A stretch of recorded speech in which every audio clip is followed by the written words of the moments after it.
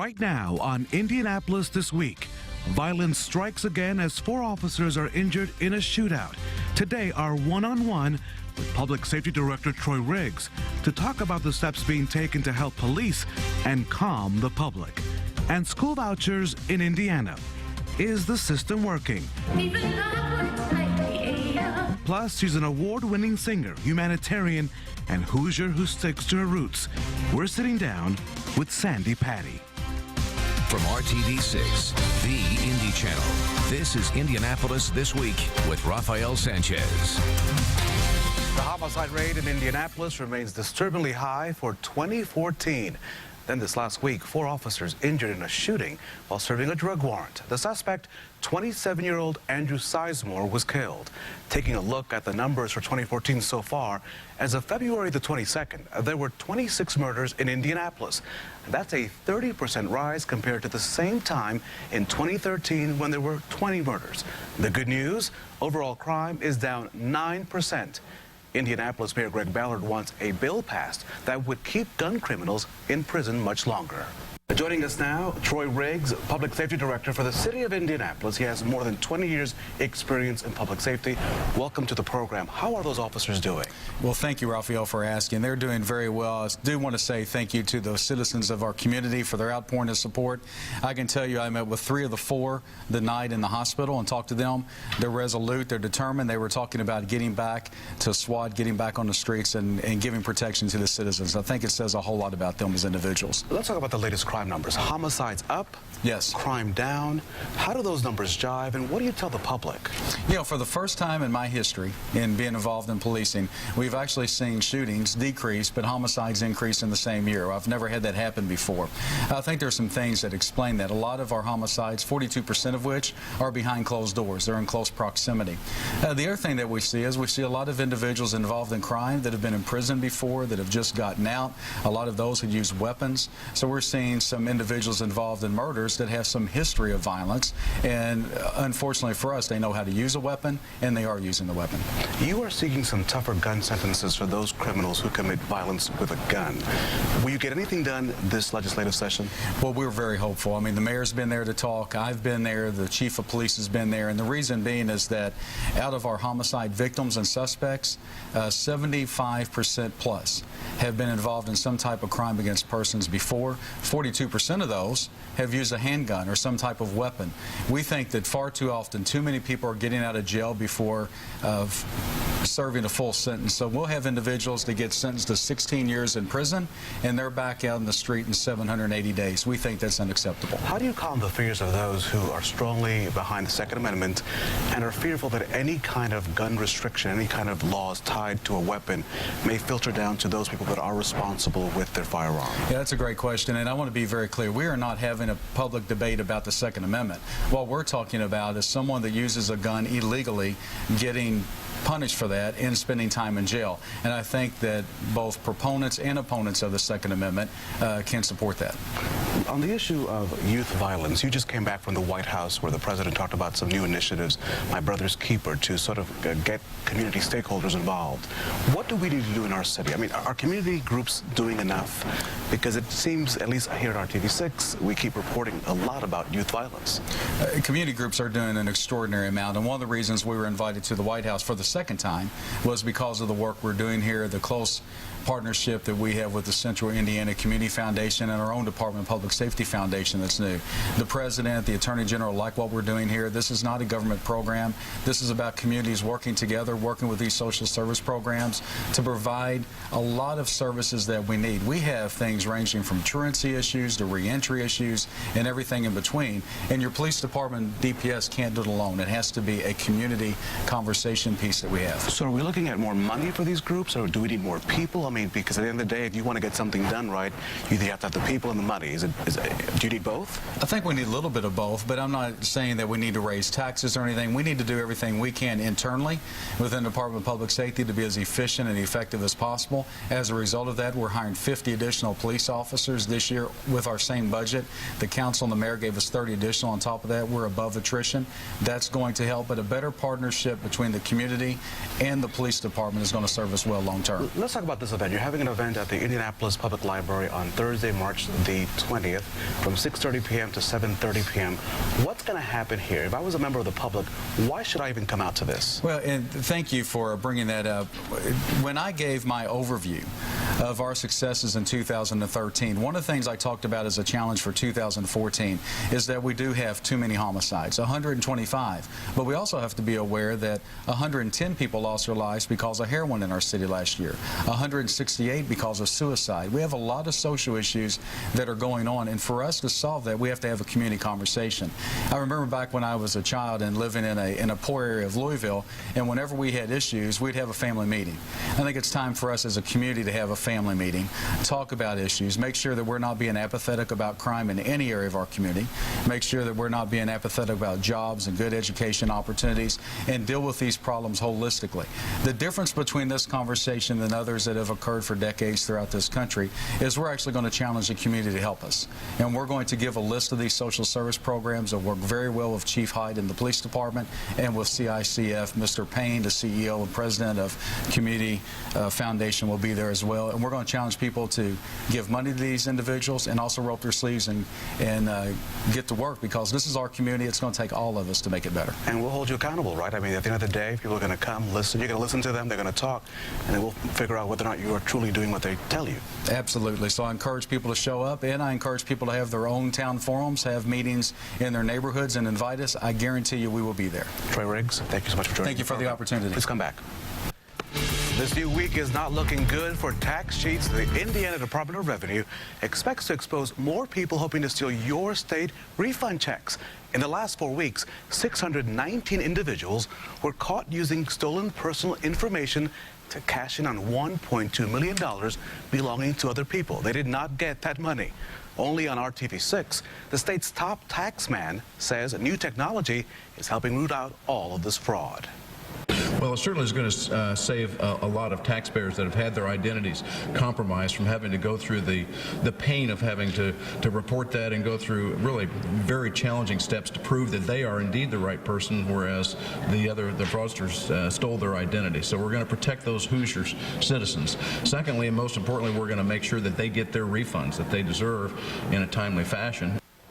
Here's another big issue heading into the final week of the General Assembly is a bill that will require some welfare recipients to take drug tests. Now, under the proposal, officials at the county level would test anyone who's ever been convicted of a drug offense. They test for illegal drug use at the time people apply for benefits and once a year while they receive them. A positive test would make a person ineligible for welfare benefits, and that person would also have to pay for the cost of the drug test through a reduction in benefits. Applicants who test positive can receive assistance if they prove they've enrolled in a drug abuse treatment program. The Senate voted 34-14 to approve this idea. We're not trying to harm anybody. No one. We're only trying to get people help who have a problem with addiction and to ensure that the children's benefits aren't used to buy drugs. Perhaps that $1 million can be used to help increase the amount that they receive so that they could try to have a quality of life, as opposed to just presuming that they're all sitting somewhere smoking drugs and taking the money that they receive, the small amount of money that they receive to support a drug habit. We'll keep monitoring this bill. Now, people who are eligible to receive welfare benefits would also be subject to random drug testing under the proposal. It now heads to the House for possible approval. A stadium for Indy's new soccer team, the Indy 11. It's not happening. Legislation was dropped in the State House for a proposed $87 million facility in the downtown Indianapolis area. The bill would have allowed the team to collect $2 million of tax revenue to help pay for that stadium. After the break, a lawsuit is filed in federal court to overturn the state's definition of marriage. Our political insiders debate that very big issue. Plus, Indiana has the largest school voucher system in the nation, so is it really working? We'll talk about that coming up right after the break. Joining us now, two of our political insiders, Kip 2 and Abdul. Hakim, Shbazz, the issue of marriage, a lawsuit now for the definition of marriage. Where will this go? Well, if tradition dictates, the way the lawsuits have been going lately, in very red states like Kentucky, Texas, we saw in Utah, a lot of these marriage statutes that define marriage as one man and one woman are being thrown out under equal protection clause of the U.S. Constitution. So it'll be interesting to see what happens here in Indiana. Another thing I think is important to note that the pro-marriage amendment people have been saying that this is why we needed the marriage amendment, because to stop these activist judges. This is a federal lawsuit. So Indiana could have had this marriage amendment on the books already, and this would still be the subject of a suit in federal court. Yeah, it just points to what a waste of time this session has been with regard to this issue. These lawsuits are entirely predictable. It was thrown out in Kentucky as well. I think the same attorneys that prosecuted the case in Kentucky are the ones that are being hired here in Indiana to take this case. And so I think everybody, that was watching how these things develop knew this was coming down the pike, and instead we spent most of Indiana's General Assembly's time this session working on this issue, and it was a colossal waste. So we really need the U.S. Supreme Court to weigh in on this, right? Otherwise we're going to have this debate go on in every jurisdiction from coast to coast. Well, the U.S. Supreme Court is actually kind of responsible for this. When it had the opportunity to make a decision about the constitutionality of same-sex marriage and how they impact the states, and whether one state should recognize the same-sex marriage in another place, it punted, sent it back to the states, saying, no, this may take 5 or 10 years to work its way through the system. It turns out it only took maybe like 5 or 10 minutes. But eventually, this will be decided there. Everybody pretty much agrees with that. The next big issue, of course, is state revenue. We saw the new numbers come out on Friday. The numbers are not very good. Does this go to a lot of the folks who told us we're not going to spend any money on things like pre-K because we don't know if we can afford that bill? Yeah, I don't think it was very good news, and it's never good news when it comes at the end of session.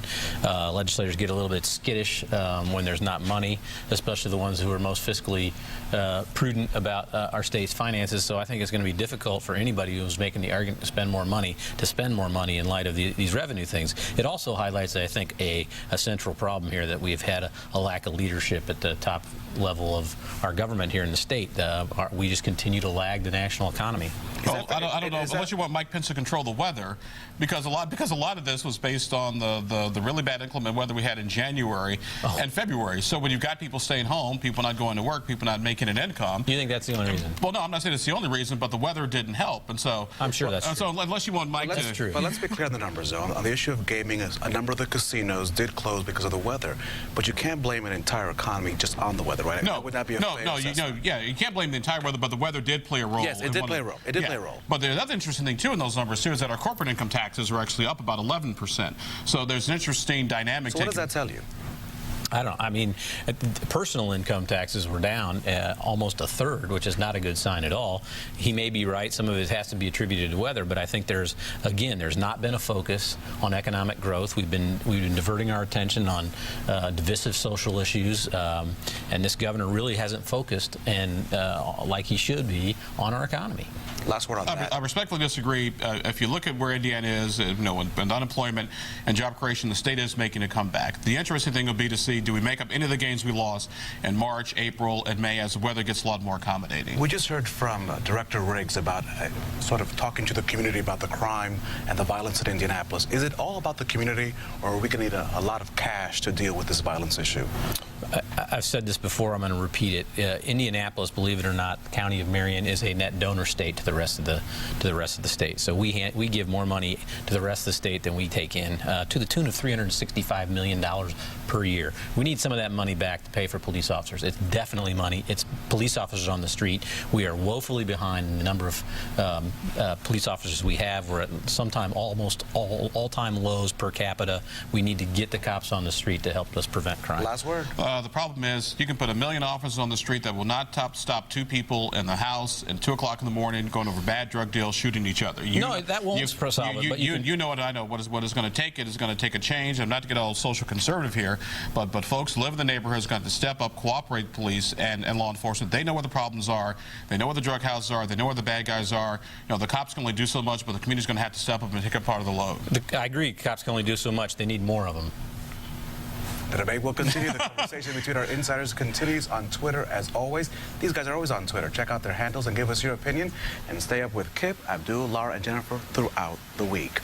Indiana has the largest school voucher system in the nation, yet according to the Indiana Department of Education, nearly 40% of students who receive vouchers were never previously enrolled in public schools. The question right now, is the system working?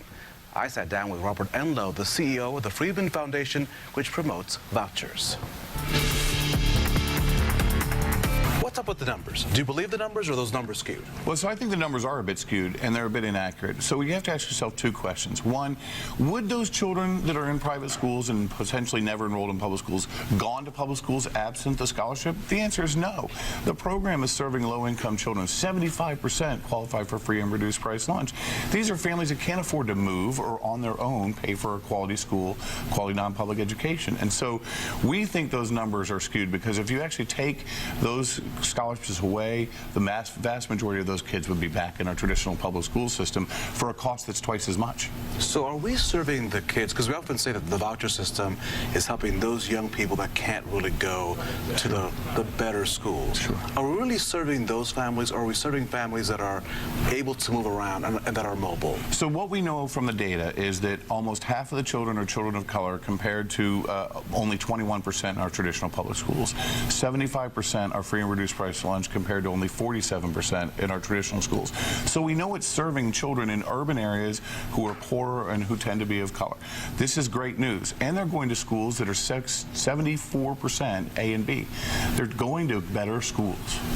Why the resistance? Because look, on the surface, right, it sounds like this is a great idea, right? Give people the ability to have money in their pocket to move their child to the school that they want to go to. But when you talk to folks on the public education side, you are the devil incarnate. Sure. You're going to bring down the system. Well, I'm going to bring down the system in favor of kids all day long. And that's what we should be about. Putting this debate on what kids need, putting a school and matching that to what is best for a kid. That's ultimately what choice is about. Making sure a child has access to whatever school type, public, private, or charter, that works best for them. So we're actually in a situation now, this is the way we used to do it. Our old school system where your zip code assigned, and if you're too poor to move to a house or pay for tuition at private schools, you're out of luck. To a system that funds kids. And really, that's where we're going to. What is best for a kid ends up being best for society if they get a good education. And next, our Sunday Spotlight, a special one-on-one with Sandi Patty, her return home, her keys to success, and why she's so passionate about water wells. Hopefully you didn't forget, we lost an hour last night as we sprang forward for daylight savings time. This day always marks a time that fire departments stress that you check your smoke detectors, make sure they're working properly, and that those batteries are up to date. Thanks for watching. I'm Rafael Sanchez for the latest news and weather. Remember, we are always on the RTV6 app and the IndyChannel.com. Have a great Sunday.